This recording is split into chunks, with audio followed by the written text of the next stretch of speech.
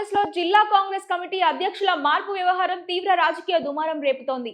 ముఖ్యంగా ఇద్దరు డీసీసీ అధ్యక్షులను తప్పించుకున్నారనే ప్రచారం స్థానిక నాయకత్వంలో గందరగోళానికి దారితీసింది.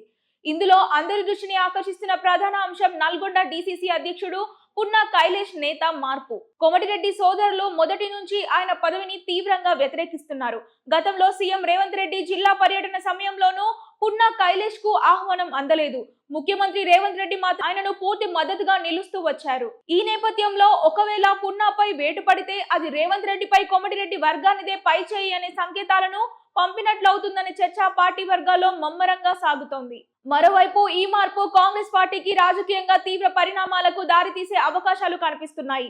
పున్నా కైలేష్ నేత బీసీ సామాజిక వర్గానికి చెందిన కీలక నేత కావడం ఇక్కడ అత్యంత ప్రాధాన్య అంశం.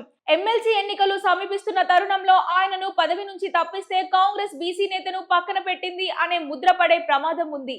కులగణన చేపట్టామని గొప్పగా చెప్పుకుంటున్న ఈ సమయంలో ఇలాంటి నిర్ణయం తీసుకుంటే విపక్షాలకు బలమైన రాజకీయ అస్త్రాన్ని అందించినట్లే అవుతుందనే అభిప్రాయాలు వ్యక్తమవుతున్నాయి. అటు సొంత పార్టీలోని వర్గపోరు, ఇటు బీసీ సామాజిక సమీకరణలు, ఈ రెండింటి నడుమ డీసీసీ మార్పు అధిష్టానానికి కత్తి మీద సాములా మారింది.